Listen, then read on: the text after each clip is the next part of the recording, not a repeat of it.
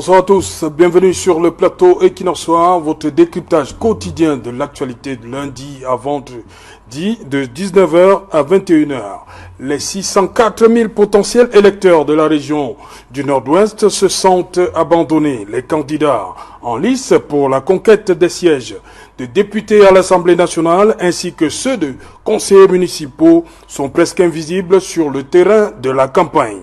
Depuis le lancement de l'opération de séduction des électeurs samedi 25 janvier, seuls le RDPC et l'UDP ont été aperçus dans des meetings presque à huis clos. Point de trace du social-démocratique Front dans son fief électoral. Ce fief qui lui a permis d'avoir 13 sur les 20 députés possibles de la région du Nord-Ouest et aussi de contrôler plusieurs communes depuis 2013. Situation pas tout à fait identique dans l'autre région en crise depuis 2016, à savoir le Sud-Ouest.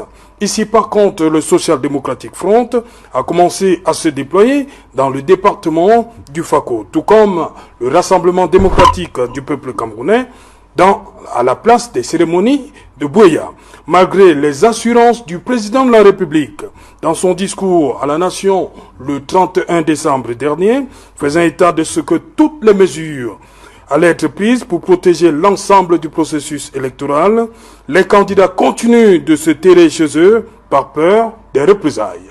Madame, Monsieur, tout à l'heure à 20h, c'est la grande édition d'information qui vous sera présentée par Cédric Nouffelé. Et après, ce sera le débrief du journal. Tout de suite, et maintenant, Madame, Monsieur, c'est le fait du jour.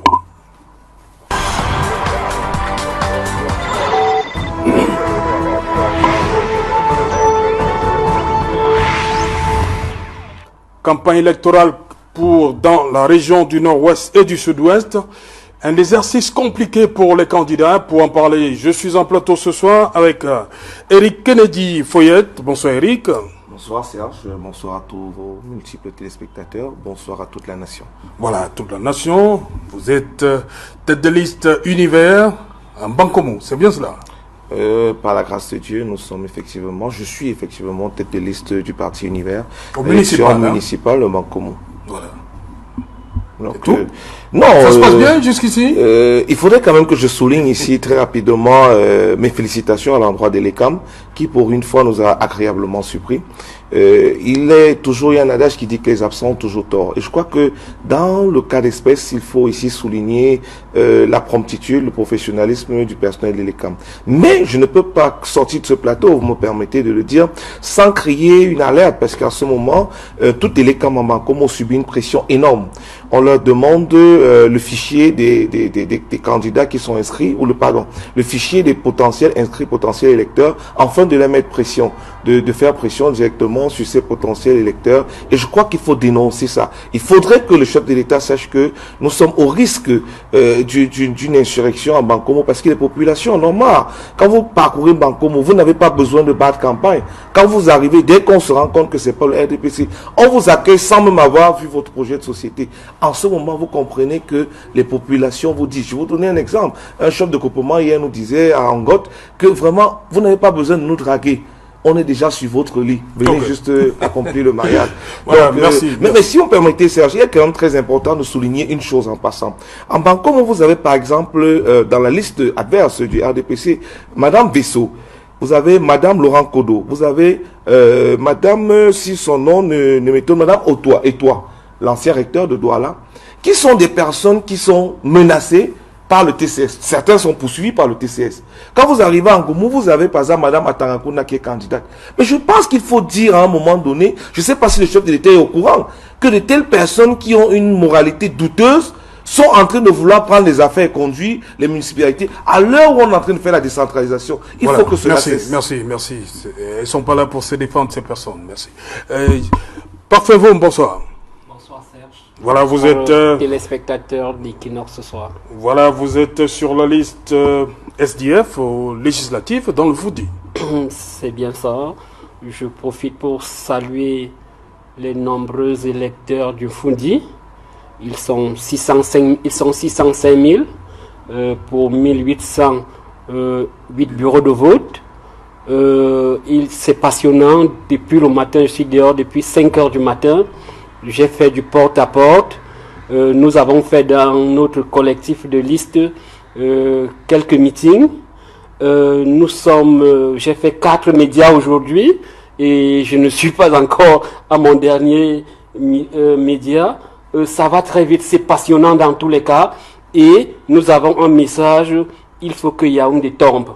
Et le principe de tout, sauf le parti au pouvoir, est en marche. Et c'est pour cela que je continue à penser qu'il y aura un électrochoc politique dans ce pays et principalement dans la capitale. Parce que si la capitale tombe, c'est le Cameroun qui est tombé. Et je ne manquerai pas de décrier un peu le manque de fair play de certains de nos adversaires qui déchirent nos affiches, qui déchirent nos banderoles pour mettre les leurs. Et c'est pas sérieux. Je ne manquerai pas aussi... En réaction à cela qu'on a vu le geste de Jean-Michel Nietzsche? Non, je ne crois après... pas. Non, le Jean-Michel Nietzsche, honorable Jean-Michel Nietzsche a justifié son acte. Il a dit que, en réalité, il piétine globalement la gouvernance de ce pays et qu'il assume qu'il était prêt à recommencer. Il a fait un communiqué à ce sujet aujourd'hui. Il piétine ceux qui nous torturent, il piétine ceux qui nous empêchent de nous épanouir politiquement, économiquement et socialement. Maintenant, on a semblé tirer à boulet rouge sur lui, oubliant ce que la deuxième personnalité ou troisième personnalité du pays avait fait à Maroua, qui avait fait déchirer les t-shirts et les tenues d'un autre parti politique, le MRC pour ne pas le nommer. Bref, nous sommes en pleine et la machine est en train de monter en puissance et nous espérons qu'à Yaoundé, qu'il y aura soit du 9 octobre, du 9 février, un électrochoc. Ok. Voilà.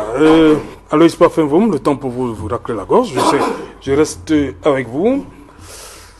Vous parlez de cette hyperactivité du SDF dans le Mfundi. Pourquoi ça ne démarre pas dans le Nord-Ouest? Non, certainement, on n'a pas les mêmes informations. C'est vrai que le tout début de campagne est toujours timide, et principalement au Cameroun, parce qu'il faut voir comment est-ce que les uns et les autres évoluent, il faut voir les disponibilités financières, et pour le Nord-Ouest et le Sud-Ouest, il y a une phase d'observation du dispositif sécuritaire, parce que en réalité, c'est le gouvernement qui s'est engagé à organiser ces élections. C'est le gouvernement qui doit mettre tout à la disposition des candidats. Et vous savez ce que nous avons subi depuis un certain temps.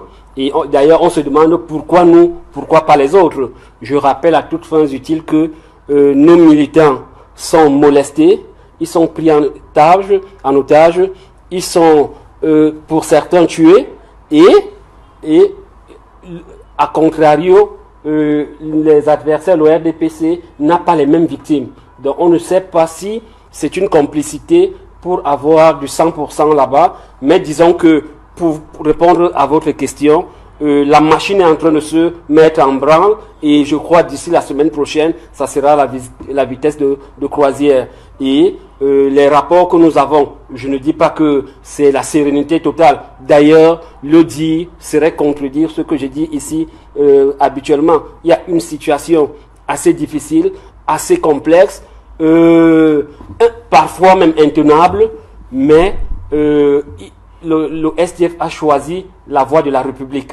La voie de la République, c'est celle de participer à ces élections, c'est celle d'être actif et dans des conditions que l'on connaît, mais il faut que la République soit debout.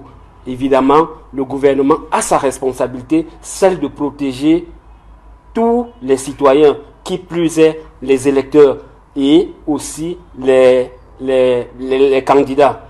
Et c'est pour cela que les rapports que j'ai reçus aujourd'hui avant d'arriver dans cette émission me laissent croire qu'il y a un travail qui est fait, il y a plusieurs techniques qui sont utilisées, mais ce n'est pas encore la totale. Peut-être d'ici la semaine prochaine, la vitesse de croisière sera prise.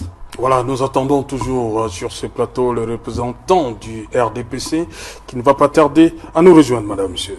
Eric Foyad, lorsque vous regardez, vous parlez d'un Bankomo, ça bouge, et vous regardez au moins ce qui se passe ailleurs.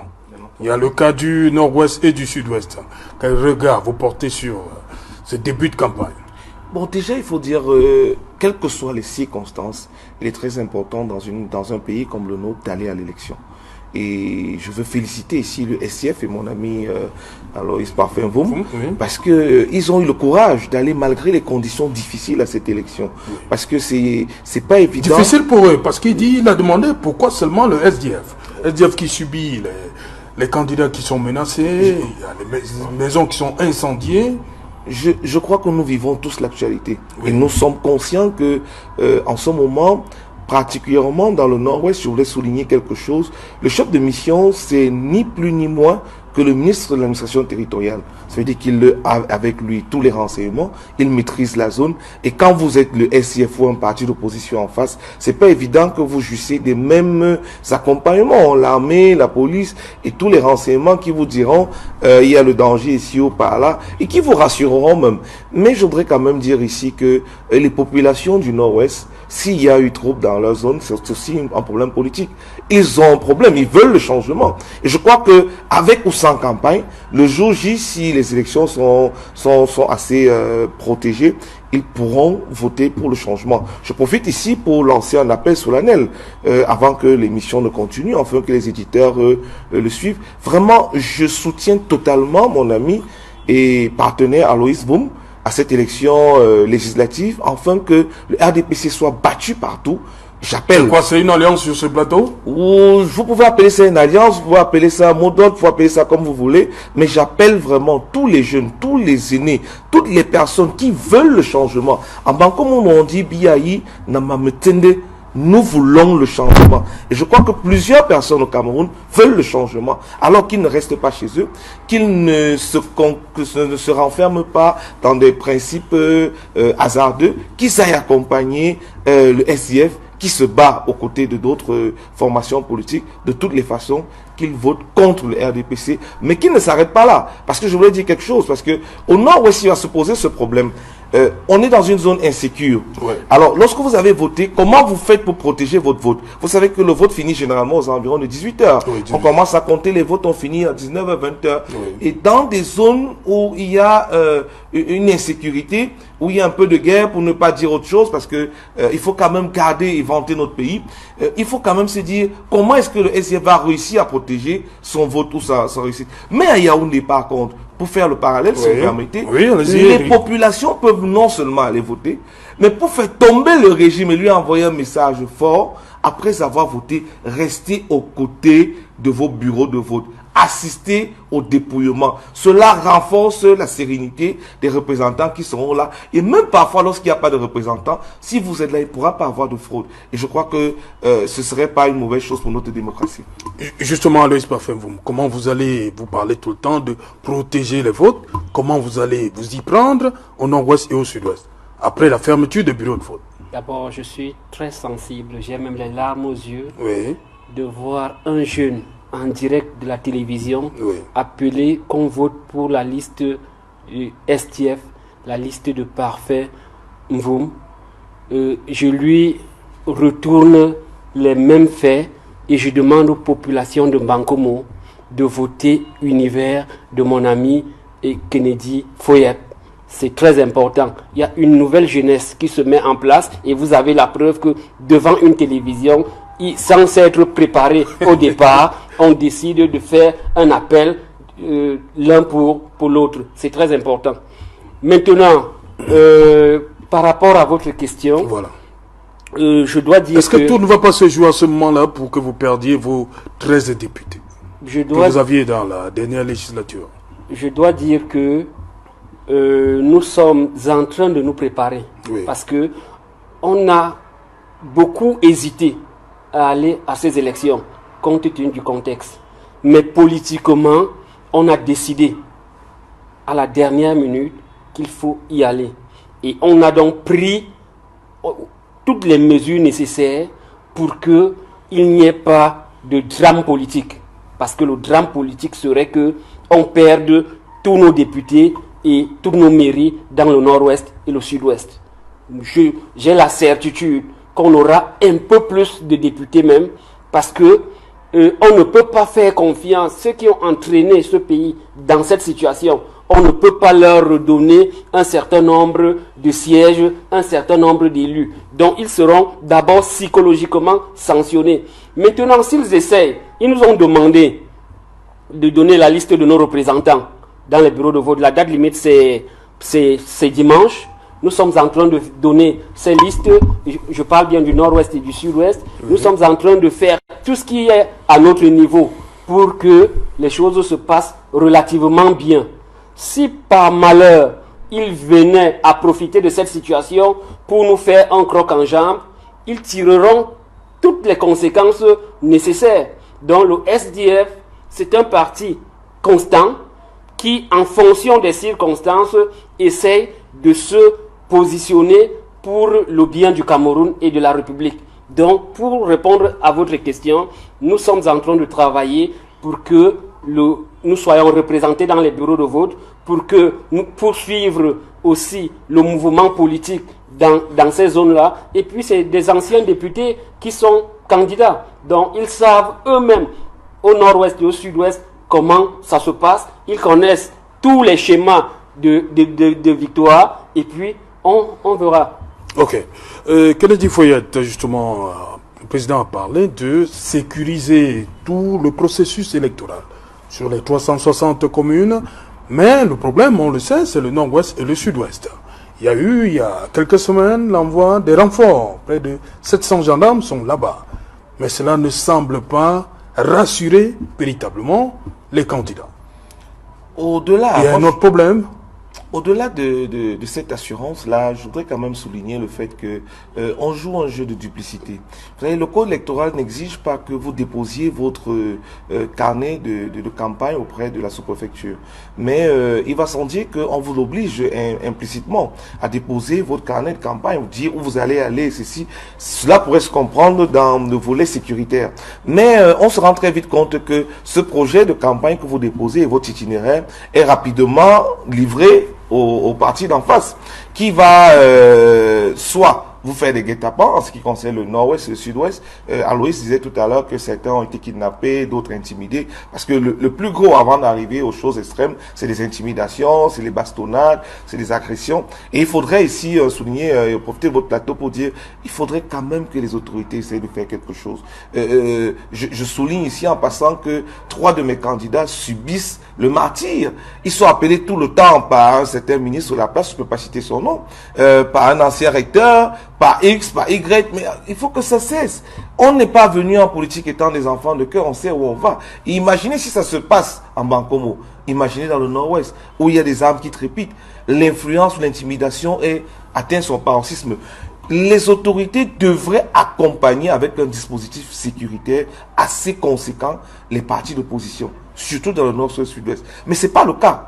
Je mets au défi quiconque de démontrer comment un camion de militaires accompagné, par exemple, Mbandam, ou je ne sais pas qui d'autre du SIF, je crois qu'il a été, sa maison a été sinistrée, sa maison a été incendiée. Mais il faudrait que ces personnes se sentent en sécurité. Comment allez-vous pouvoir tenir un meeting? Comment allez-vous pouvoir faire des réunions de tenue de parlable quand vous n'êtes pas sûr que la brousse à 5 km, 3 km est sécurisée? C'est un problème profond. Et je crois que le dire n'est pas être antipatriotique. Il faudrait que les mesures soient claires, que le dispositif soit même annoncé, que des choses soient faites de façon claire et transparente pour non seulement rassurer les candidats, mais je voulais le dire, le plus important, ce n'est pas les candidats. Je connais un peu quelques-uns au SDF, mon papa a fui du SDF, c'est des gens très courageux. Le plus important, c'est rassurer les électeurs, qu'ils viennent écouter, qu'ils viennent discuter. Alors, qu'est-ce qui est fait dans ce sens? Rien. Et ça arrange qui? Parce qu'il faut le dire, le nord-ouest et le sud-ouest, c'est un peu des bastions du SDF. Est-ce que ça n'arrange pas ou ça ne fait pas les affaires du système en place? En ce moment-là, il y aura un déséquilibre dans la parité du pouvoir. Mais je voudrais quand même saluer, en passant, les forces de maintien de l'ordre en Bankomo, qui nous nous accompagne. Moi, j'ai été heureux de voir des commissaires pleins s'assurer de notre sécurité. Je leur passe un bonjour en passant. Mais je voudrais dire quand même que dans le nord-ouest et le sud-ouest, il faudrait, parce que j'ai encore une autre intimidation, je ne sais pas si Aloïs le sait, je l'ai dit en l'entame de l'émission, que c'est le ministre de l'administration territoriale qui est chargé de mission dans le nord-ouest. C'est quand même quelque chose. C'est quand même lui qui détient l'appareil sécuritaire ou du renseignement. Bon, quand vous avez en face de vous celui qui doit vous protéger, je me demande bien, est-ce que l'élection pourra être équitable? Oui, tant-ci. Aloïs Parfait-Vom, justement, est-ce que depuis le lancement vendredi, bon, si vous ne pouvez pas tenir de meeting jusque-là, même le porte-à-porte, ça se passe, le SDF a d'autres canaux par lesquels il fait passer son message? Oui, bien sûr, on a d'autres canaux. Il ne me revient pas de les dévoiler ici, oui, parce que justement nous sommes dans une zone en insécurité, oui, et que les militants du SDF sont des cibles. Oui. Mais comme je vous ai dit, nous sommes en train de travailler et à une semaine d'une élection, on ne peut plus continuer à donner des discours pessimistes. Ça risque de désorienter les électeurs, ça risque de désorienter les candidats, ainsi de suite, surtout dans une chaîne de télévision comme celle-ci. Il est important aujourd'hui qu'on sauve l'essentiel et qu'on aille vers l'essentiel. Il y a eu plusieurs rencontres, plusieurs promesses, et la seule personne, ou bien la seule entité qui est responsable, c'est le gouvernement. C'est-à-dire là où nous sommes placés là, si quelque chose nous arrive, c'est le gouvernement. C'est la même chose au nord-ouest, au sud-ouest et partout ailleurs. Surtout que ce gouvernement a pris l'engagement de tout faire pour qu'il n'y ait pas de couac. Et c'est aussi pour le SDF une façon d'évaluer la parole du gouvernement. Est-ce que quand il dit qu'il y aura la sécurité, il y a vraiment la sécurité? Est-ce que ce gouvernement a un minimum de remords lorsqu'il décide de s'engager dans une voie? Donc c'est pour cela. Maintenant, il n'y a pas que le nord-ouest et le sud-ouest. Vous savez que à l'extrême nord, on a encore eu des victimes ce jour-ci, ce matin. Et un peu partout, même à Yaoundé, les gens continuent à avoir une très mauvaise vision de la chose politique. On vous agresse, on vous insulte, on déchire vos banderoles, vos affiches. Il y en a qui ne savent pas vers où on va et ne comprennent pas que cette terre est révolue. Il est important de revenir à la noblesse de la démocratie, qui globalement est le gouvernement du peuple, par le peuple et pour le peuple. C'est-à-dire que le peuple doit choisir. Dans l'Onfundi, je vous ai dit à l'entame, c'est 600 000 électeurs, c'est 1800 bureaux de vote, et vous ne voyez pas les candidats, les candidats sortants, vous ne les voyez pas sur les plateaux de télévision, vous ne les voyez nulle part. Ils s'organisent simplement à faire ce qu'ils font souvent le 9 octobre. Ce qu'ils font souvent pendant le 9 février. Je ne sais pas pourquoi cette date du 9 octobre me revient toujours en tête. Donc pour dire que... Vous n'avez pas dit ce qu'ils font. Oui, mais vous savez, la première chose, c'est que vous allez les voir transporter les gens d'un quartier à un autre, chercher à faire des votes multiples, chercher à falsifier les procès-verbaux. Mais actuellement, et dans le fond, si on te demande de citer un seul député ou deux députés, je suis sûr que les noms ne viennent pas. Et parfois, vous avez dit qu'il y a un représentant du RDPC qui devait venir ici. Oui. Il n'est pas là parce qu'ils n'ont pas parfois grand chose à dire. Les candidats même, vous ne les voyez pas sur les plateaux de télévision. Je vous mets au défi, vous êtes là peut-être toute la semaine. Invitez-nous un député candidat ici pour qu'il vienne dire un peu son programme et qu'il soit face à Parfait-Vom, qu'il vienne nous donner son bilan. Ils ne le feront pas. Eux, ils s'organisent seulement pour la journée du 9 février pour voir comment est-ce qu'ils vont influencer tel avec les chefs de quartier, avec ceci. C'est dommage. Or, la République a besoin des hommes valables. Et d'ailleurs, quand ils finissent leur mandat, ils ne rendent compte à personne. Ici dans le Fundi, il y a 350 millions que chacun d'eux a eu pour les micro-projets. Aucune trace. Mais ils ont le courage de vous dire qu'ils doivent revenir. C'est pour cela que nous pensons que cette élection, bien qu'elle se déroule dans un contexte extrêmement difficile, il est important que le 9 février, qu'il y ait des électrochocs politiques. Et le premier signal sera que, dans le Fundi, que la liste du SDF sorte vainqueur et que les anonymes qu'on a toujours eus dans ce département ne soient plus ceux-là qu'on vote. Voter entre guillemets. Ok. Eric Kennedy, justement, pour revenir au nord-ouest et au sud-ouest, le président du conseil électoral, Eno Abraham Egbe, de passage là-bas, disait qu'on va reconduire le système qui avait été mis en place pour la présidentielle d'octobre 2018. Il pensait à un regroupement des bureaux de vote en centre de vote. Il parle aussi de limiter les déplacements des électeurs et la création des corridors de sécurité. Est-ce que ces éléments, ces mesures peuvent rassurer les électeurs? Déjà, ce n'est pas la solution. Oui. Et deuxièmement, ça ne me rassure pas, je vais vous dire pourquoi. À la dernière élection présidentielle, vous savez que je travaillais à ce moment-là pour un autre candidat, dont c'est pas important de faire mention de son nom ici. On s'est rendu compte très rapidement que le fait de déplacer énormément les forces de maintien de l'ordre dans cette zone dite pour la sécuriser, les octroyait automatiquement le droit de vote dans ces zones-là. Alors, ce qui se passe et ce qui va arriver probablement, c'est que les contingents de militaires, de gendarmes, de policiers qu'on fait descendre là-bas vont être des potentiels électeurs pour le RDPC. Pendant que je couvrais l'élection, je me rappelle un commandant de la GP, pendant que je m'insurgeais, il me dit, attends, lis le code électoral.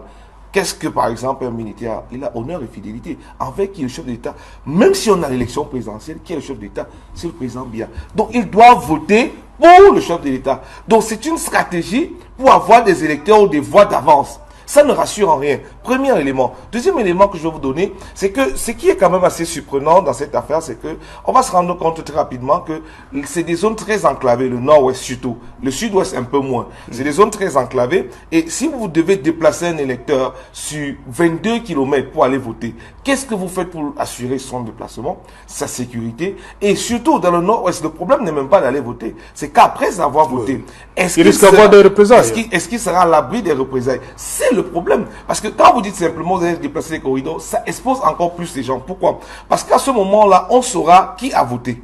Même s'ils sortaient de n'importe quel village, à quelques distances, on peut identifier et rassembler ceux qui ont voté. Alors, moi je trouve que c'est des solutions cosmétiques. Il fallait, de mon point de vue, protéger assez les centres de vote, ou alors les bureaux de vote, même à 5-10 km, repousser les assaillants et permettre aux gens de voter tranquillement.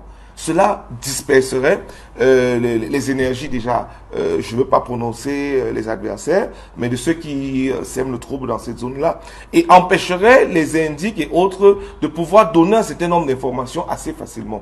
Mais dans le cas d'espèce, j'ai fort à croire que nous partons sur des principes ou des bases un peu tronquées.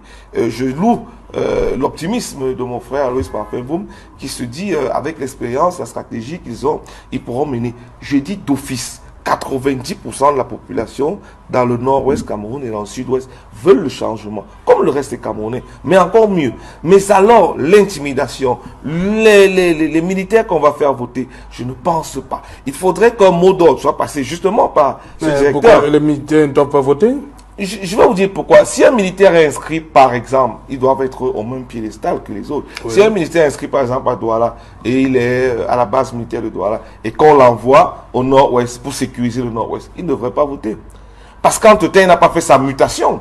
C'est une tricherie parce que les autres personnes qui, par exemple, en ce moment veulent s'inscrire, ne peuvent pas s'inscrire à cause de la loi, qui veulent être mutés, ne peuvent pas muter. Alors, pourquoi est-ce qu'on donnerait ce privilège aux militaires, aux policiers, aux gendarmes et on ne le donnerait pas aux civils? Pour donner une équité, qu'on permette qu'aucun militaire, aucun soldat ne vote dans le nord-ouest et le sud-ouest. Je suis sûr que le RDPC obtiendrait raclée. Ce n'est que par le vote des militaires du BI qui sont en grand nombre, de la gendarmerie, j'ai vu mes amis du GPIC descendre, de la police et d'autres forces de maintien de l'ordre qu'ils vont remplir les dunes. Mon ami Alois Parfait, vous ne voulez pas le dire ici, mais moi je vais oser le dire. Dans des zones comme cela, il y a énormément d'intimidation. Et quand vous avez un homme armé qui vous dit dégager, les scrutateurs ou les représentants des partis politiques, je ne suis pas sûr qu'ils auront la possibilité d'accéder au bureau de vote. Ils devraient nous rassurer là-dessus. Ils ne devraient pas simplement dire on va faire des corridors. C'est cosmétique. Qu'ils nous disent concrètement que les représentants seront protégés. Et je tire l'attention ici de l'Union africaine qui viendra à l'Union européenne, qu'ils aillent énormément couvrir ces zones, afin qu'on n'intimide pas, qu'on ne fasse pas sortir des bureaux de vote les représentants des partis politiques, comme ça a été l'habitude. Vous savez, moi j'ai toujours dit aux gens, le problème n'est pas de gagner, mais c'est de pouvoir sécuriser, prouver sa victoire. Et je crois que j'attire l'attention de tous ceux qui sont candidats dans le nord-ouest et le sud-ouest de se battre, parce que nous avons besoin que ces morts, que ces personnes qui se sont sacrifiées, que ces personnes qui ont peut-être écopé des choses inutiles parce qu'ils voulaient défendre quelque chose de politique, qu'ils puissent l'amener sur la place démocratique et qu'on puisse voir cela de façon manifeste. Justement, Alois Parfait-Voum, sur ces mesures, création des centres de vote, limitation du mouvement des populations et création, enfin, des corridors de sécurité. Est-ce que ça résout le problème de 9 février? En zone de guerre, il n'y a pas de solution miracle. Vraiment, nous sommes en guerre.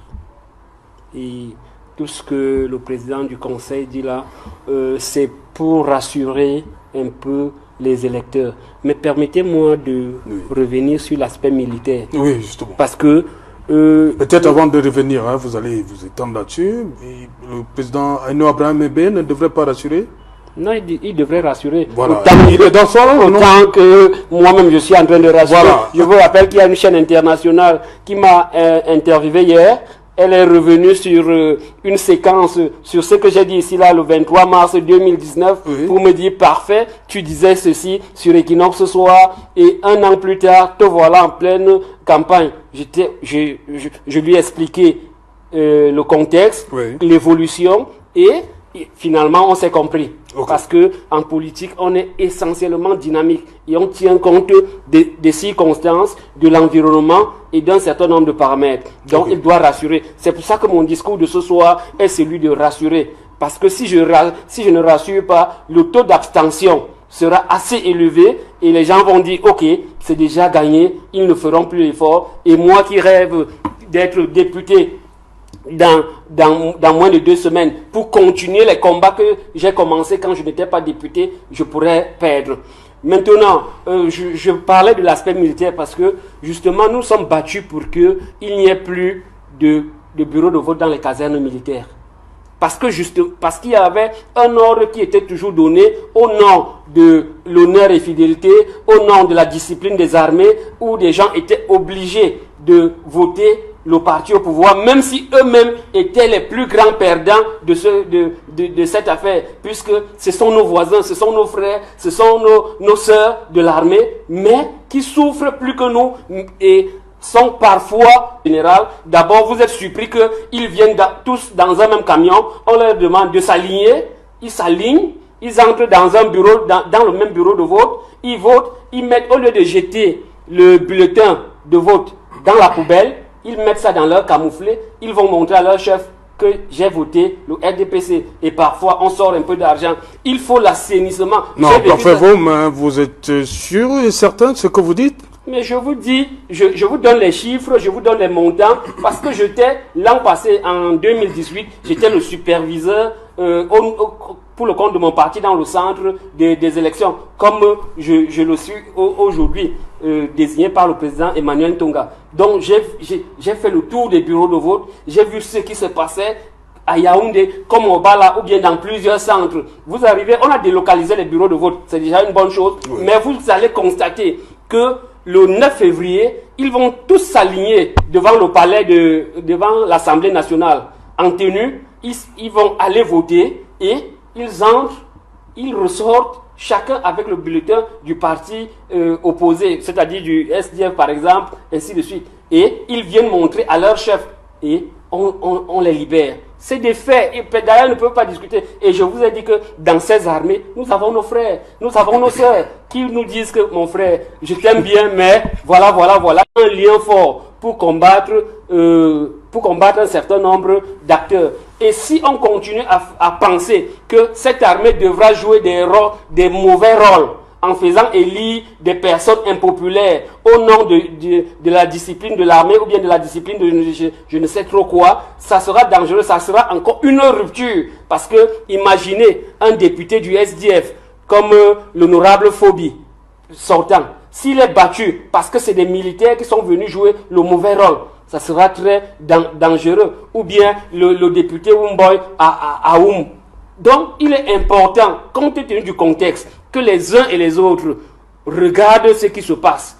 Et si le RDPC veut avoir 100% en jouant au mauvais jeu ou bien en manipulant notre armée, ça double encore sa responsabilité dans la crise actuelle. Le SDF a hésité à partir, mais finalement, en républicain, il a décidé de partir. Il mérite donc à cet effet un égard en termes de démocratie suffisamment clair. Et c'est pour cela que je suis un peu fier de ce que Elekam fait tous ces jours-ci. Mais je me méfie. Parce que parfois, Elekam est gentil au début, mais le jour de l'élection, ils sont méconnaissables. Vous allez encore me demander si c'est vrai. Oui, j'ai l'expérience de ces élections. Le jour de l'élection, vous appelez même un responsable de l'ECAM. Il ne vous répond pas. Ou bien il vous toise. Ou bien il vous montre comment est-ce que c'est lui qui a le pouvoir. Et c'est dangereux. Parce que le problème aussi, ce sont les présidents des bureaux de vote. C'est ça les problèmes. Les présidents des bureaux de vote qui représentent l'ECAM refusent d'appliquer la loi, refusent d'appliquer les textes. D'ailleurs, s'il y avait des présidents de bureaux de vote intègres, on n'aurait pas eu besoin de 1800 représentants dans nos bureaux de vote. C'est pour ça qu'on est obligé de faire des coalitions, des alliances. Je remercie celle que je viens de faire ici en direct. Nous avons eu une autre avec le PURS, avec le PCRN, avec l'UPC. Nous essayons de faire quelque chose pour que Yaoundé tombe au soir du 9 février et qu'on ait des vrais députés qui représentent non seulement ce département, mais la nation et qui peuvent enfin se battre pour la crise anglophone. Parce que moi, parfait, sans être député, je mouillais déjà le maillot. J'ai créé tout un mouvement, comprendre la crise anglophone en zone francophone. Je n'étais pas député. J'ai tout sacrifié par rapport à cela. Maintenant, si je suis député, je ne vous dis pas ce que je ferai. Ça sera encore une montée en puissance dans le combat pour la restauration de la paix dans ces zones. Ok, Eric Foyet a écouté tous les deux. On a comme l'impression que la population là-bas ne va pas voter et que c'est seulement les militaires. Comment comprendre ça? Déjà, je profite de l'occasion pour faire une petite parenthèse. Oui. À l'élection présidentielle, les militaires ont le devoir de voter. Ils peuvent voter parce que ça peut s'expliquer, honneur et fidélité pour le chef de l'État. Mais une élection législative, l'honneur et la fidélité sera envers qui? Parce que le RDPC, le militaire n'est en rien lié. Quels que soient les cas, quelles que soient les formules qu'on va fabriquer dans cette affaire, les militaires doivent se sentir libres. Maintenant, monsieur Soussé peut demander civiquement, parce que je veux rappeler quand même que c'est une faille du code électoral, c'est qu'aucun article du code électoral, je mets quiconque au défi, n'exige de jeter les bulletins dans l'urne. C'est une bonne pratique. En fait. Et lorsque j'ai compris cela, je me suis rendu compte des failles réelles de notre code électoral. Bon, maintenant, quand j'ai dit ça, je crois que je peux passer dessus et dire, les populations vont voter. Mais combien de populations? Je ne sais pas dans quel quartier où il va à Yaoundé, mais pour nous qui vivons, par exemple, moi qui vis en Bankomo, nous hébergeons des milliers de réfugiés du nord-ouest ou du sud-ouest. Mais je me demande, c'est des gens qui sont inscrits là-bas, qui vivaient là-bas, qui fréquentaient là-bas, qui sont obligés à cause de l'insécurité, moi je ne vais pas utiliser le terme guerre, à cause de l'insécurité, de se réappliquer vers des zones un peu plus paisibles, si je peux dire ça comme ça. Alors, vous pensez que qui va voter? Le taux d'inscrits et le taux de ceux qui vont, la quantité de ceux qui vont voter est forcément très basse. Il faut être très clair là-dessus. On ne pourra pas avoir, on aura soit une abstention, selon les termes assez élevés, soit alors rarement des bureaux de vote qui seront nuls. D'où même, je peux comprendre le directeur de l'ECAM qui veut faire des regroupements par centre. Le président du conseil électoral. Mais je dois aussi dire quand même ici, sans vouloir le blesser, que je me rends très vite compte, parce que je crois qu'il était préfet ou sous-préfet, gouverneur. Je crois qu'il n'a pas très bien encore compris les rudiments de l'élection au Cameroun. Je m'excuse s'il sera choqué, mais je crois qu'il devrait beaucoup plus se rapprocher de son entourage, de ceux qui ont de l'expérience, parce qu'il sort de l'école où la politique était encore dictée, c'était le parti unique, et vous savez très bien ce que les préfets et les sous-préfets avaient l'habitude de faire. Dans le cas du Nord-Ouest et du Sud-Ouest, ils devraient appeler à ce que les militaires ne partent pas dans les bureaux de vote, à ce que les présidents... Parce qu'il y a une chose qui est une autre ruse que je vais dire ici, c'est qu'on ne dit pas assez comment est-ce qu'on fait pour nommer les présidents du bureau de vote. À 90%, monsieur, vous me le savez très bien, c'est des membres du RDPC. Pourquoi cela arrive alors que l'opposition est bien présente et n'a pas la capacité de pouvoir proposer aussi des présidents de bureau de vote? Pourquoi est-ce qu'on permet presque systématiquement que ces présidents de bureau de vote soient d'un parti politique, ce qui les permet, ce qui les donne l'opportunité plus tard de corriger leur procès-verbaux à eux, et ça commence à faire cacophonie. Mais je crois que je voulais dire quelque chose de très important ici, c'est que pour tous les Camerounais, je profite de votre plateau pour le dire, il est crucial dans cette élection. Notre pays traverse une zone de crise très énorme, une crise sociale. Vous voyez la montée en puissance du tribalisme. Moi, je suis victime. Je ne veux même pas être maire en Bankomo. J'ai juste porté la liste pour apporter une certaine énergie à cette localité qui n'avait jamais reconnu d'opposition. Alors, on me taxe d'aujourd'hui. On taxe ceux qui me soutiennent de vouloir vendre la ville de Bankomo à un halogène. Je rappelle à 2-3 villages, comme on sort d'Angot, où on a reparé la lumière tout à l'heure. C'est pour ça que je transpire, je viens de mettre la veste. Que je suis un ingénieur polytechnicien et ce que j'ai fait pour Bankomo, mon village Bafoussam, je ne l'ai pas fait. Alors qu'on arrête de vouloir avoir comme bilan l'invective tribale. C'est très dangereux pour notre nation. Je préfère qu'on aille sur le débat des idées.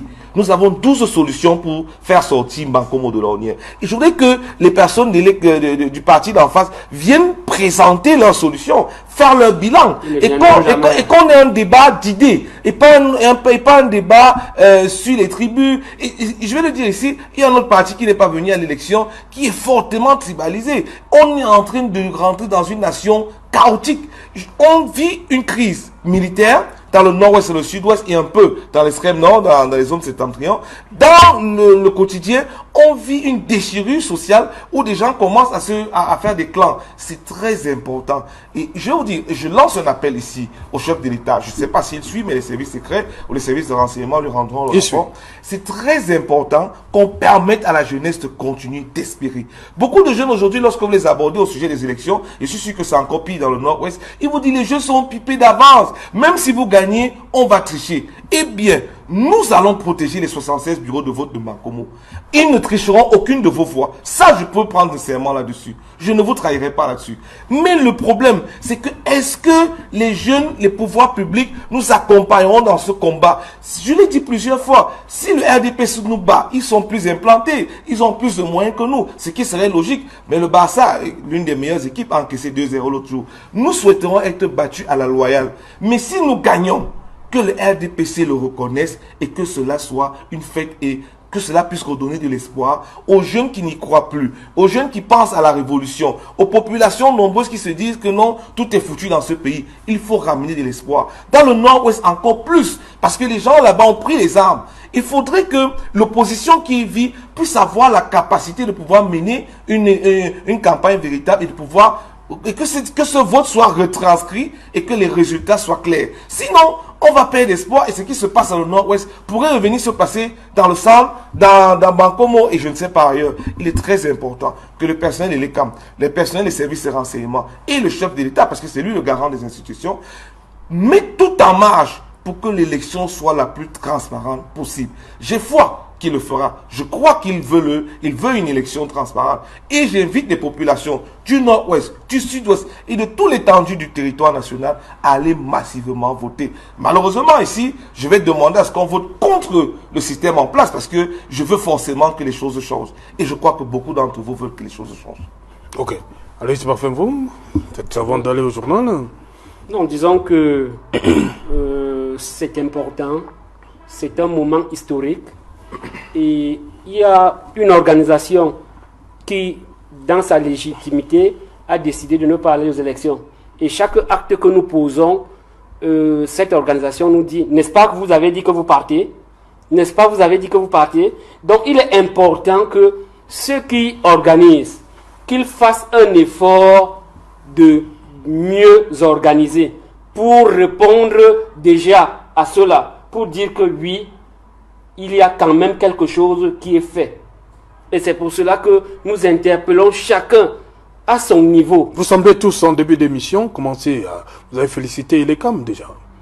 Oui, Elecam a des phases qui méritent des félicitations. Oui. Et des phases où nous n'allons pas les féliciter. S'ils commencent à vouloir glisser dans la tricherie, nous allons les dénoncer. Et comme je vous ai dit, à une semaine d'une élection, on ne dit pas que tout est mauvais. Si vous le dites, vous déstabilisez les électeurs. Il faut les mettre en confiance. Et pour le moment, je vous assure, le départemental de l'ECAM nous donne toutes les informations, j'ai dit dans le fond nécessaires. Il est à côté de nous, il essaye de nous dire voilà, nous donner les informations utiles. Maintenant, et je lui ai dit que j'espère que 2 jours avant, il ne va pas fermer son téléphone. Parce que le pouvoir en place a une stratégie. Ah, là maintenant, vous ne les voyez pas. Ils ont leur rendez-vous le 9. C'est là où ils sortent toutes les cornes. Et ils veulent écraser tout le monde. Et c'est pour cela que je dis à nos hommes en tenue, qui sont des personnes formées, des personnes qui souffrent autant que nous, de se méfier de cette période. L'élection est locale. On n'a pas besoin. D'ailleurs, j'ai vu certaines personnes mettre la photo du président de la République dans une affaire de mairie de Lolodov, par exemple, prendre le programme du président de la République. L'uniforme même. Oui, c'est désolant, même l'uniforme. Ça, c'est la tricherie. Mais on comprend, c'est aussi leur niveau. C'est aussi leur niveau. Parce que quand moi, parfum, je viendrai avec les propositions du SDF ici. C'est-à-dire que sur les lois liées au fédéralisme, sur le vote de la diaspora, sur le titre foncier. Et à côté de ça, je mettrai ma touche personnelle en termes de loi. Par exemple, il y a une loi, la protection des mères célibataires. La loi Parfum, la première, si je suis élu. Il y a une loi sur la réforme de... La loi Parfum, pour protéger les mères célibataires. Les mères célibataires, oui, qui subissent aujourd'hui le tort, qui subissent la pression, qui subissent tout ce qui est malsain de la part de certains hommes insouciants. Il faut protéger ces dames qui, après les avoir enceintes, par exemple, disparaissent. Et elles souffrent, les enfants souffrent. Les enfants n'arrivent pas à aller à l'école parce qu'ils n'ont pas de moyens, parce que le père est porté disparu. La mère même arrête ses études. Elle est rejetée par la réforme des manifestations publiques. Parce que dans la manifestation publique, il est dit que le sous-préfet délivre... vous regarde. Le sous-préfet délivre immédiatement le récépissé. Là, je demande qu'on modifie et on mette immédiatement. Si après 1 heure de temps, il n'a pas délivré, c'est considéré comme accepté. Okay. Donc, c'est autant de lois qu'il va falloir mettre en place. Où sont-ils? Où sont-ils? Ok, les lois Parfum, on a compris. Bon, Eric Foyet, on va quand même. Bancomo, c'est gagné pour vous? Donc déjà, moi je suis très heureux. Vous savez que ça fait 7 ans que nous nous battons en Bancomo pour y implanter l'opposition. Pour nous, déjà être candidat, c'est une victoire. Donc nous allons à l'élection, nous n'avons pas de pression. C'est comme une équipe qui est outsider, qui va à la Coupe du Monde. Elle n'a aucune pression, elle s'est bien préparée, elle continue à bien se préparer et elle attend le jour J pour montrer ses qualités et ses valeurs. Bon, le reste, le plus important pour nous était de protéger le vote. Et il reste la protection du vote. Que le résultat qui sera... C'est ça qui vous inquiète le plus. C'est là où tout va se jouer. Je vais vous donner un exemple, mon cher. C'est que la zone de Bancomo est à 90% non électrifiée. Et même quand elle est électrifiée, les câbles sont coupés, les poteaux sont tombés, les gens vivent comme ils peuvent. Vous imaginez les bureaux de vote dans le noir? C'est là où tout va se jouer. Et c'est là où se pose notre inquiétude. Parce que du retour du terrain, je dois vous avouer qu'il n'y a pas besoin de faire une grosse campagne. La population adhère pleinement à nos 12 propositions pour faire sortir Bankomo de l'ornière. Et je salue ici déjà les jeunes de la prochaine équipe de football qu'on va intégrer très rapidement en Bankomo, qui nous accompagnent fortement dans la mobilisation et dans le travail. Moi je dis, il faut pas faire des miracles dans notre pays pour donner de l'espoir aux jeunes. Il ne faut pas des milliards pour reconstruire et donner des couleurs à une ville comme Bankomo. Il faut de l'énergie, il faut du courage, mais il faut surtout des compétences. Je crois qu'on les a et je crois qu'on va les faire valoir pendant cette campagne. Ok, voilà.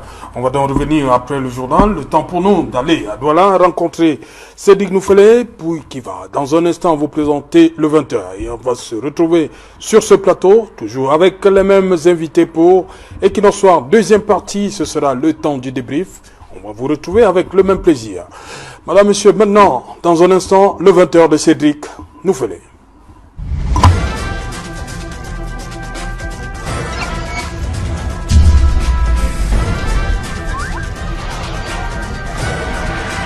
Equinox Télévision, au-delà de l'image, nous rendons compte.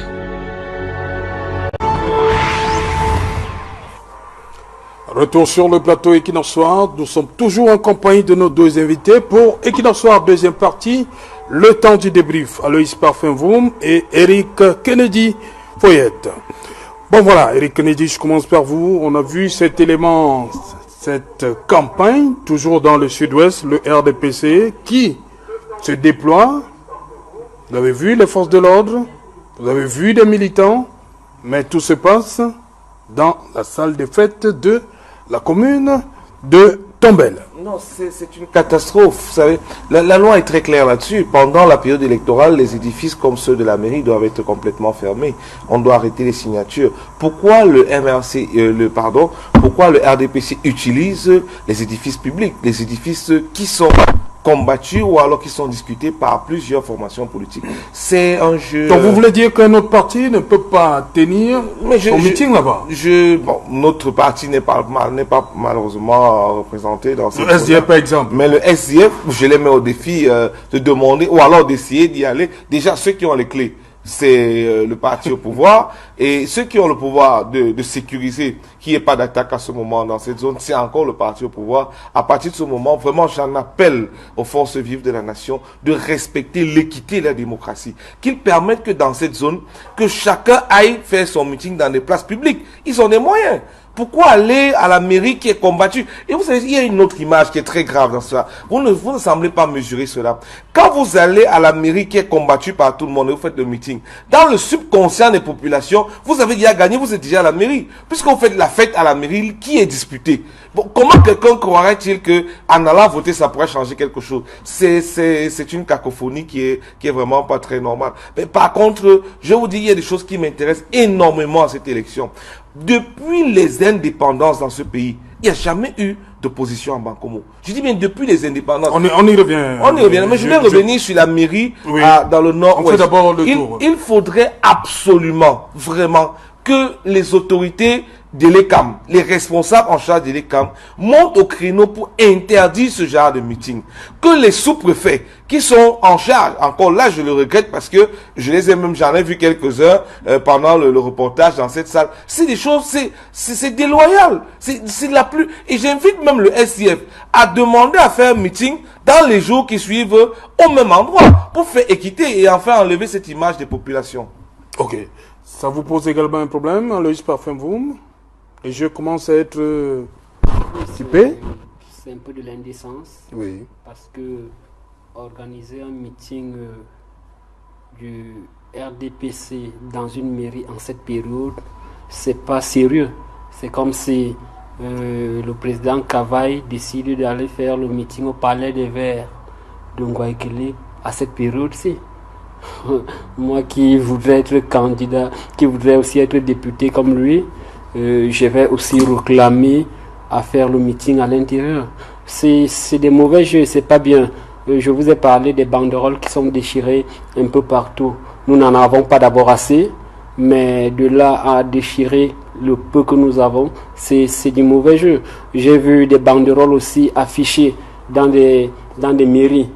Je suis passé à Yaoundé premier, je vois une banderole là du RDPC. À la mairie. À la mairie. C'est indécent.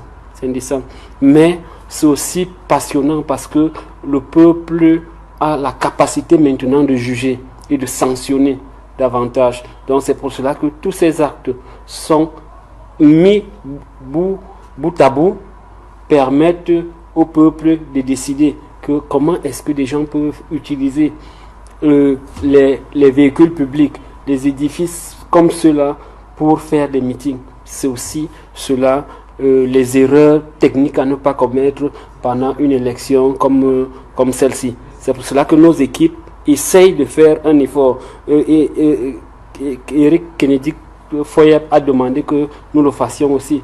Non, nous n'allons pas le faire. Nous attendons seulement la décision du peuple qui saura qu'il y a des abus à tel endroit ou à tel autre. Ok.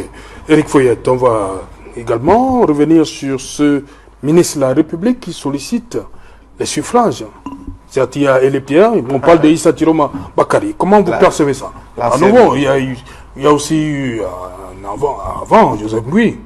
Déjà, je pose bien la question, si jamais ils sont élus, je vais prendre le cas d'Issa Tiroma Bakari, que je salue en passant, qui est... Vous saluez son courage? Non. Comment vous interprétez ce geste? Déjà, c'est un acteur politique extrêmement controversé. Oui. Il a une position le jour et une autre la nuit. Et bon, la politique aussi est très complexe. Mais je dois avouer que c'est un acteur politique de premier plan. Dans les années 90, on ne peut pas lui dire, on peut pas le dire n'importe quoi. Hein. Je le respecte énormément pour ses combats. Mais maintenant, son changement, son retournement d'attitude me pose beaucoup de problèmes. Qu'il soit ministre et qu'il soit candidat, ça c'est encore une première. Alors, je peux me tromper dans les archives, j'irai vérifier. Mais je crois qu'il a été rare dans notre pays de voir des ministres dites de l'opposition, parce que le FNNC, je crois, n'est pas un parti au pouvoir. Non, c'est la majorité présidentielle. Bon, c'est la majorité Avant, il y a eu Joseph Ngui aussi. Bon, de toutes les façons, on a... Il y a Elie Pierre aussi. Et aussi le ministre... Lui, c'est la plus grosse curiosité, parce que c'est un personnage qu'on ne voit presque jamais, que ce soit chez lui ou que ce soit dans la fonction publique, il ne rend pas compte, il est très, très effacé. C'est des choses qui nous animent, le jeu électoral. Mais je vais me poser la question, si ces gens perdent, est-ce qu'ils accepteront de perdre avec toute leur stature, toute l'image que cela peut représenter? Je vois surtout quelqu'un comme Elie Pierre se dit, bon, au lendemain de l'élection du 9, j'ai perdu, je démissionne en tant que ministre, mon poste est libre aujourd'hui. Je me pose la question, est-ce que c'est possible? Si oui, moi je serais très heureux parce que ça va redonner des couleurs à notre atmosphère politique. Issa Tiroma, par contre, c'est la grosse curiosité pour moi. Parce qu'il est ministre, après avoir été ministre de la Communication, pendant 10 ans, après avoir été ministre des Transports aussi, il faut le noter, et qu'il revienne par cette petite porte entre la mairie, les législatives, à Gara Premier, qui est un peu un fief électoral pour lui. À Benoît-Ouest. Je me demande vraiment, s'il échoue, est-ce qu'il aura la responsabilité politique et civique de dire je démissionne parce que politiquement je ne vaux rien maintenant? Je me demande, mais parce que c'est un gros risque qu'il a pris. Mais j'admire ce risque-là et je lui souhaite bon courage. Aloïs Parfum, vous admirez également le courage? C'est un acte courageux? Oui, vous savez, on est en démocratie et il faut saluer ce genre d'acte. Vraiment. Et d'ailleurs, ça devait être recommandé par le président de la République à tous les ministres d'aller au front. Et quitte à ce que, en cas de défaite, qu'ils démissionnent de leur poste de ministre. Pour ça, vous savez, quand c'est bien, je dis que c'est bien. C'est bon d'être candidat, étant ministre, et de jauger un peu sa popularité. Mais le drame, c'est que souvent, quand ils perdent, ils ne démissionnent pas tout de suite. C'est un peu ça le paradoxe. Mais c'est un point supplémentaire, et c'est bien. Nous aurions aimé que on ait aussi des candidats du RDPC sur les plateaux de télévision, sur les plateaux de radio, en train de faire du porte-à-porte, mais ils ont souvent une technique que eux seuls connaissent c'est-à-dire que ils ne sont pas là, mais ils prétendent souvent avoir des victoires. Et je pense qu'ils tirent aussi cela du président de la République, qui a fait l'an passé uniquement 30 minutes de campagne et qui dit avoir eu 70%. Donc c'est certainement la nouvelle technique ou bien la nouvelle approche du parti au pouvoir, c'est-à-dire que ne pas être présent quand il faut et prétendre gagner après. Et c'est aussi le paradoxe, parce qu'on ne sait pas si les Camerounais sont devenus ceux qu'ils ne voient pas, c'est eux qu'ils votent, et ceux qu'ils voient, ils ne les votent pas. Ça, il y a beaucoup de sujets de recherche avec la politique camerounaise. Mais nous, dans l'Onfundi, nous continuons à dire, nous allons mouiller le maillot du premier jusqu'au dernier jour pour que, comme je l'ai dit au départ, qu'il y ait quelque chose de révolutionnaire dans ce pays. Et on peut perdre partout. Mais si on gagne seulement dans l'Onfundi, c'est peut-être que la guerre même peut s'arrêter. La guerre au Cameroun peut s'arrêter avec une seule victoire du SDF dans un département que prétendument considéré comme fief du parti au pouvoir. C'est pour cela que, une fois de plus, nous saluons tous ceux qui nous soutiennent. Tous ceux qui nous soutiennent, même des gens du parti au pouvoir. Je ne vous dis pas quelles sont les rencontres formidables que nous avons avec les progressistes, avec ceux qui veulent que les choses changent. Mais ils ne peuvent plus venir parler ici comme vous et moi, parce qu'ils ont leurs contraintes. Nous sommes obligés de faire des négociations en arrière-fond, mais pour l'avancée du pays. Voilà, Éric Foyette, on a vu également dans le journal de Cédric cette descente de Elung Polché, secrétaire général adjoint à la présidence de la République, qui conduit la délégation dans le coupé Monengumba. Il dit qu'en dehors de cette rencontre à la mairie de Tombel, le RDPC va faire la campagne à travers les réseaux sociaux, de porte-à-porte et même ces réunions des dimanches qu'on connaît, que vous connaissez tous. Sur la méthode RDPC, qu'avez-vous à dire? J'en rigole. Parce que tout le monde on fait entre guillemets une fixation sur les meetings géants. Et Polché dit que non, ils vont passer par les réseaux sociaux, le porte-à-porte et les réunions. Vous savez mieux que moi que dans une élection de proximité, comme une élection municipale et législative, les gros meetings ne servent à rien. Oui. En fait, c'est plus de la poudre aux yeux, mais ça n'aboutit pas à un résultat efficient. Il faut faire du B2B, il faut causer avec les gens, il faut leur expliquer votre projet, il faut leur expliquer pourquoi est-ce qu'ils devraient... Donc vous comprenez donc pourquoi le fait qu'on ne voit pas le SDF? Vous comprenez ça? Ça peut être une bonne stratégie, parce que quand on dit on ne voit pas le SDF, bon, je ne suis pas là. Surtout au nord-ouest. Mon ami Aloïs est là. Oui, il est là sur le plateau. Mais je voulais dire qu'il faut les voir comment.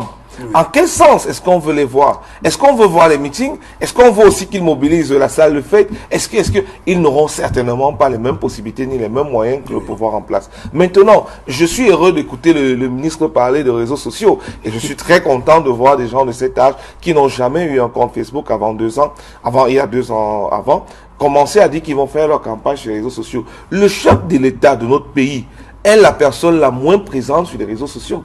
Donc, le monsieur Elung Polché n'est pas le plus nanti dans les réseaux sociaux. C'est en pleine élection qu'il va lancer une campagne sur les réseaux sociaux. Sa page a combien de followers? Je ne sais pas. On est dans l'imaginaire. Et qui va regarder les réseaux sociaux dans le Nord-Ouest en ce moment où vous avez beaucoup de coupures d'énergie, où vous avez l'insécurité? Mais je me pose des questions. Soit en fantasme, pour moi c'est un aveu d'échec. C'est la preuve que le système n'a pas pu pacifier assez le Nord-Ouest et le Sud-Ouest et qu'actuellement on essaye de faire des agitations.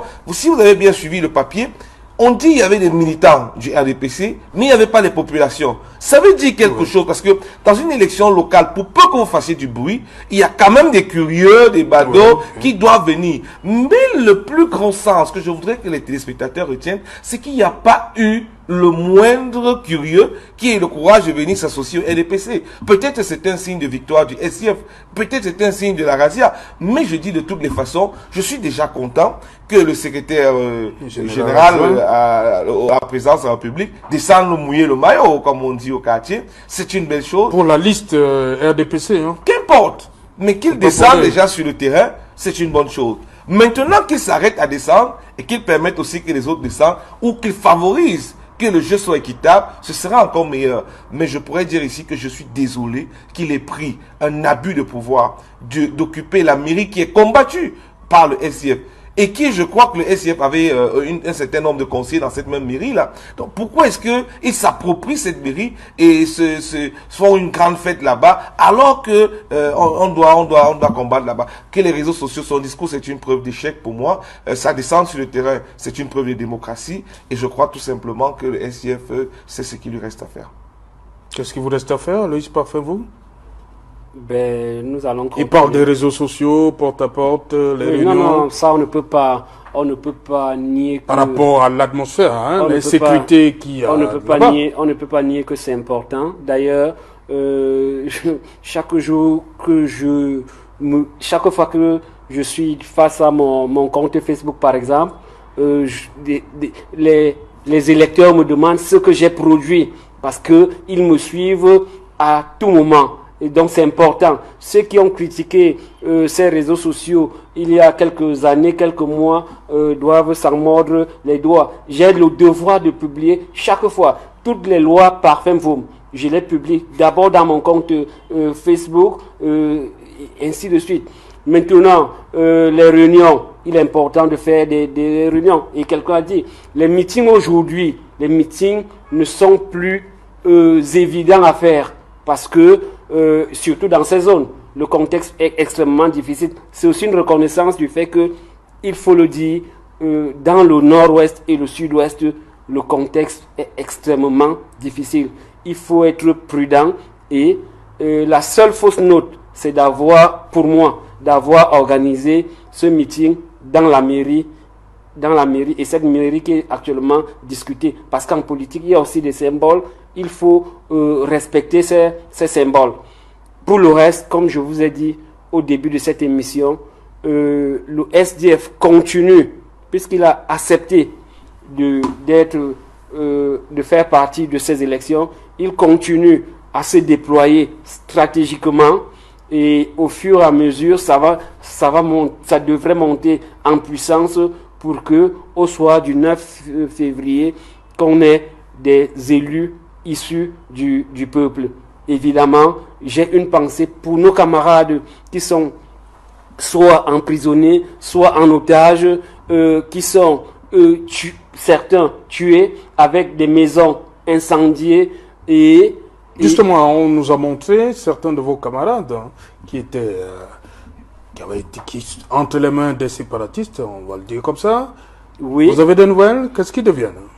Nous avons des nouvelles, nous nous battons. D'ailleurs, certains sont de temps en temps libérés, mais nous ne faisons pas trop de bruit parce que dans il y a d'autres vies qui sont encore en danger. Il y a des vies qui sont en danger.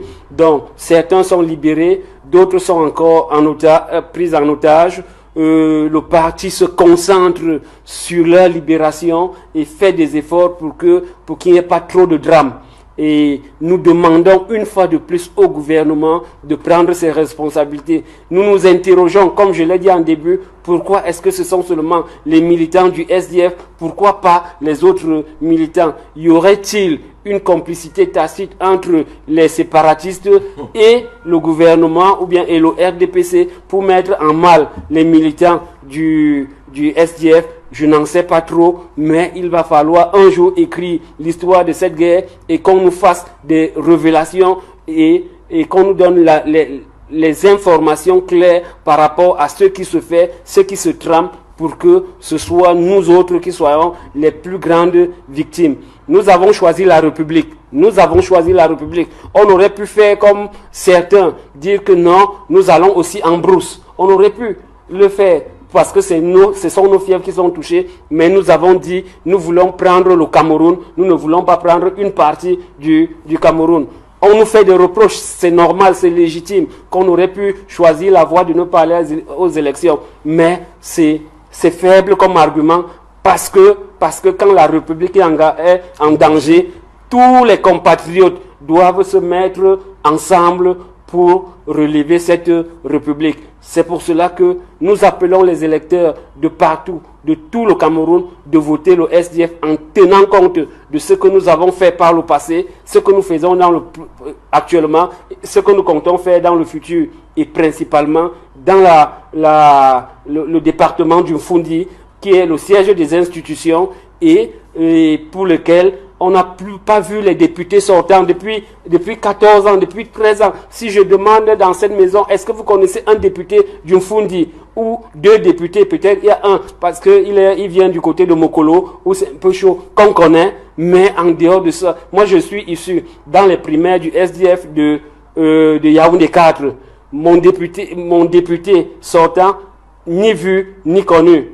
Les micro-projets, ni vu, ni connu. Être même dans les débats pour défendre son bilan, ni vu, ni connu. C'est la même chose dans presque tout l'Mfundi. C'est pour cela que nous voulons, et je le redis, créer l'électrochoc au soir du 9 février avec toutes les lois du SDF que j'ai évoquées là et aussi les lois parfaites que je rappelle fort opportunément, la loi sur la protection des femmes célibataires, des mères célibataires, des mères célibataires, la loi sur la polygamie, la réforme de la loi sur les manifestations publiques. Vous avez dit 1 heure après, si le sous-préfet voilà, fait la loi sur les manifestations publiques, celle qui est présente dit actuellement que le sous-préfet délivre immédiatement le récépissé. Dans la modification que je vais apporter, si 1 heure de temps après, il ne l'a pas fait, c'est considéré comme valable, c'est considéré comme accepté. Et là, ils seront obligés de dire quelque chose. Ce n'est pas que vous déposez une demande ou bien une déclaration de manifestation. On vous dit de venir 1 semaine après pour vous signifier qu'elle a été interdite. Ça devra se faire en l'espace d'1 heure. Et le sous-préfet ou bien l'autorité qui ne le fera pas, dans la suite de l'exposé des motifs, on constate qu'il sera sanctionné. Donc, il faut renforcer un certain nombre de lois, il faut renforcer un certain nombre de secteurs dans la vie nationale. Aussi bien, vous avez vu le combat entre le JICAM et les impôts. Oui, il faut une loi particulière par rapport à la pression fiscale. Il faut revoir un certain nombre de choses. Une autre loi Parfum-Voum sur la pression fiscale? Oui, j'ai une dizaine de lois. Des lois Parfum-Voum. Okay. Que j'expose tous les jours sur ma page Facebook, qui sont produits dans mon manifeste pour que les choses bougent et qu'on sente que voilà. Et sur ma fiche de campagne, c'est écrit Parfum-Voum, le député que j'ai vu venir. Oui, c'est-à-dire que depuis des années, on me voit monter. Ouais, Parfum-Voum déjà à l'Assemblée. Et puis en bas, je dis, me voter, c'est un début de changement de la classe politique. Est-ce qu'il y a une loi Parfum-Voum sur les violences en milieu scolaire? Très bien, très bien, parce que et là vous êtes en train de me dire, de me rappeler quelque chose que j'ai écrit ces jours-ci par rapport. Je renforce l'idée selon laquelle l'ENAM doit être fermé. L'ENAM doit être fermé. Non, sur les violences en milieu scolaire. Doit être réformé. Oui. Parce que le prétexte, c'est sur l'affaire de le lycée d'Ayos. Oui. Vous comprenez? Parce qu'on ne peut pas comprendre qu'au 21e siècle, que sous-préfet vienne à gifler un enseignant. C'est inadmissible. Donc, il va falloir réformer de fond en comble. Et là, je m'appuie sur la présentation du candidat Joshua aussi. Évidemment, il y a une loi sur la protection des enseignants en milieu scolaire. Il faut la faire parce qu'on ne va pas demander à nos enfants, à nos enseignants de venir avec les armes à l'école, mais il va falloir non seulement appliquer ce qui est déjà là, mais apporter des modifications conséquentes. Et c'est pour cela que la violence en milieu scolaire occupe une place de choix dans les différentes lois que je compte proposer. Et tous ces jours-ci, je fais l'exposé des motifs des deux lois au moins pour que les Camerounais comprennent le député d'aujourd'hui et le député de demain. Ça ne sera plus celui qui vient là uniquement applaudir, qu'on enferme dans une chambre à huis clos pour aller adopter des lois qu'il ne maîtrise pas. Avec mon cabinet parlementaire, nous allons travailler nuit et jour pour que les choses avancent. C'est pour cela que j'invite les Camerounais à voter ce bulletin rose au niveau du Cameroun et principalement dans l'Onfundi. Voilà. Oui, Kennedy? Si je peux dire un mot, il est quand même historique de rappeler certaines choses. C'est que je profite de ce plateau pour dire aux uns aux autres que c'est pour la première fois depuis les indépendances, je l'ai dit mais je tiens à le redire, que Mbankomo obtient une opposition. Vous savez, c'est beau de parler des choses, mais c'est encore mieux de vivre l'histoire. Pour nous, c'est un succès inédit. Dans notre liste en Mbankomo, vous n'avez que des jeunes, le plus âgé à 51 ans. Et je voulais saluer ici M. Zibi Christian, qui, c'est ce soir du conseil, qu'on saura qui sera le maire, mais qui pour nous est le mieux pressenti. Vous avez parlé des problèmes en milieu scolaire. C'est un censeur au lycée de Mbankomo depuis plus de 15 ans. Et vous pouvez constater que les élèves qui sortent de ce lycée, vous n'entendez pas les scandales. Equinox n'est pas encore descendu là-bas pour filmer une séance de scandale parce qu'il est bien tenu. Ce lycée, c'est un lycée qui, un an avant, a lancé une campagne contre la violence, qui a lancé une sensibilisation. On n'a que des gens qualifiés qui veulent proposer autre chose. C'est un originaire de Mbankomo, de la grotte de Mbankomo, même dont il est descendant, qu'on appelait Angote à l'époque. Et je pense qu'il a toutes les qualités pour être maire. Et il y en a d'autres dans la liste. Mais je pense que nous devons satisfaire l'espoir que le grand nombre de populations demande. Moi, j'ai vu des femmes, des enfants pleurer, danser, se rouler. Je crois que j'aurai l'occasion de vous donner des images. Si vous voulez, au cours de vos interviews, vous pouvez les passer aux quelques-unes ou alors disséquer certaines choses pour comprendre que le peuple camerounais veut un changement. Au moins sur certains aspects. Alors, cette élection, je crois, nous donnera l'opportunité d'avoir quelques changements, quelques ajustements. Et je crois aussi beaucoup à la réussite, non seulement de l'opposition, mais à la réussite de la démocratie dans notre pays. J'encourage tous ceux qui se sont levés, tous ceux qui se sont inscrits à aller massivement voter. Parce que ne pas voter, c'est donner une chance au système en place de perdurer, ce qui n'a pas toujours marché. Il faudrait que l'opposition ait une chance d'appliquer. À ceux qui pensent à la fraude, moi je voulais dire, au moins dans la localité de Mbankomo, nous appelons non seulement ceux qui ont été contactés pour surveiller le vote, mais les populations de chaque zone à accompagner les urnes. Donc ne pas seulement voter, mais à accompagner les urnes, surtout le soir. Je rappelle que la localité de Mbankomo est à 90% non électrifiée. Donc même quand il y a des câbles qui passent, le courant ne fonctionne pas. Alors il faudrait que les gens préparent des torches, des lampes. Nous allons même fournir du pétrole pour que nous surveillions ardemment ce vote et que nous réussissons enfin à ramener l'espoir dans cette ville. Ok. Aloïs Parfum-Voum, on vous fait souvent le procès de ce que depuis que vous êtes à l'Assemblée nationale, rien véritablement n'a changé. C'est un mauvais procès. Oui. C'est un mauvais procès. Le SDF a fait bouger les lignes plusieurs fois. Je me rappelle de la seule et unique fois où il y a eu une enquête parlementaire, c'était en 97, Oui. et qui a déclenché, n'est-ce pas, l'opération Épervier. Oui. Paix à son âme, Mouchipo en a payé les frais.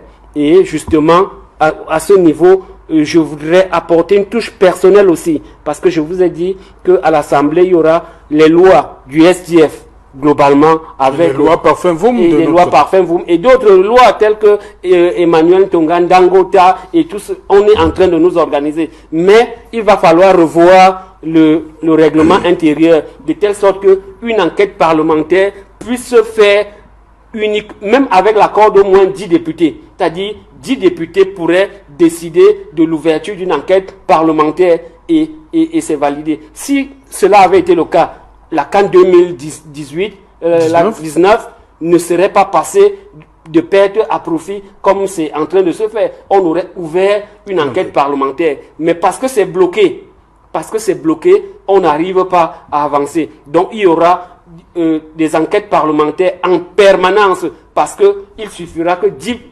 députés aient signé un document, aient eu la volonté de le faire pour que cela ait lieu. Nous avons fait beaucoup. La crise anglophone ne serait pas à ce niveau si on avait suivi nos députés. Je rappelle à toutes fins utiles que nos députés ont marché à Bouéa et à Bamenda pour que qu'on enclenche le dialogue 3 ans plus tôt. Nos députés ont saisi le président de la République.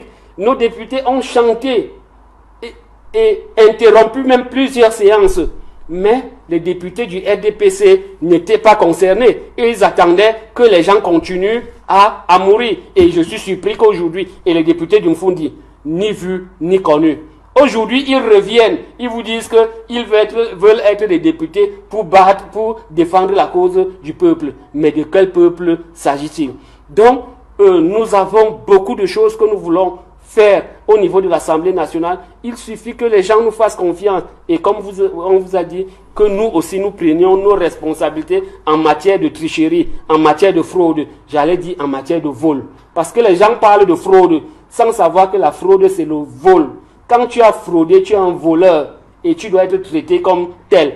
Et c'est pour cela que nous sommes en train de prendre nos responsabilités de telle sorte que les premières heures, le 9 à 8 heures, nous allons donner le signal aux premiers voleurs des élections dans le Mfundi.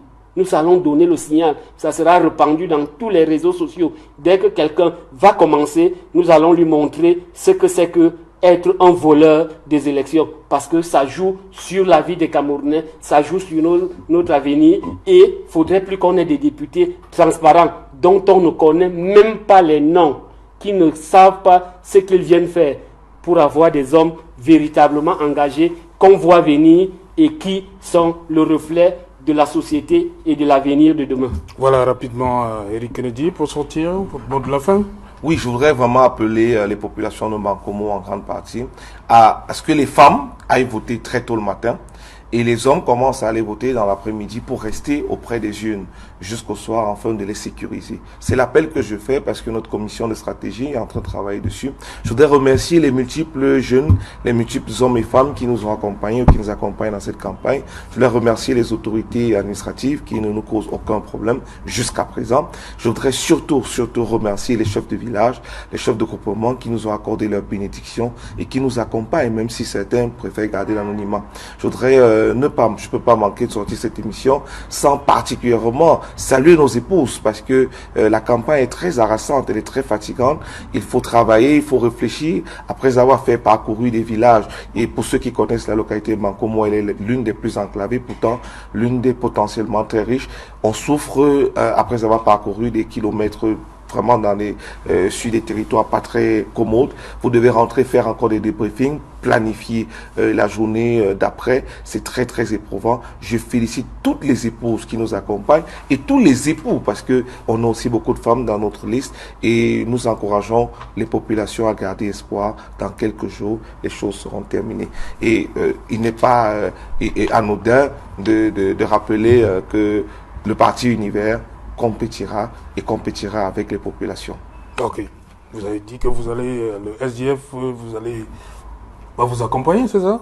Nous allons... Ah, c'est vous qui accompagnez le SDF? Nous allons demander à tous les sympathisants et à toutes les personnes qui aiment le changement de voter la liste SDF dans le Mfundi et d'accompagner cette élection afin qu'un électrochoc, comme l'a dit mon ami Aloïs, puisse se passer. Pareillement pour nous, nous demandons à tous les militants du SDF de Bankomo de voter pour la liste de l'univers pour que l'électrochoc arrive dans tout le pays. Ok, madame, monsieur, merci à Loïs Parfumvoum d'être passé une fois de plus. Hein. Merci. Chaque fois que nous sommes à Yaoundé, vous répondez toujours présent. C'est un honneur aussi, c'est un devoir. Ok, Eric Kennedy Foyette, merci. Merci pour l'invitation que vous me faites et l'honneur que vous nous accordez. Voilà. Madame, Monsieur, nous sommes donc arrivés au terme de cette édition Equinox Soir. Toute l'équipe conduite par Emmanuel Diop vous donne rendez-vous demain lorsqu'il sera 19h pour un autre numéro Equinox Soir. Nous serons ravis de vous avoir comme tous les soirs à partir de 19h. Vous serez très nombreux devant votre petit écran pour attendre la messe du soir. Bonsoir, Bankomo.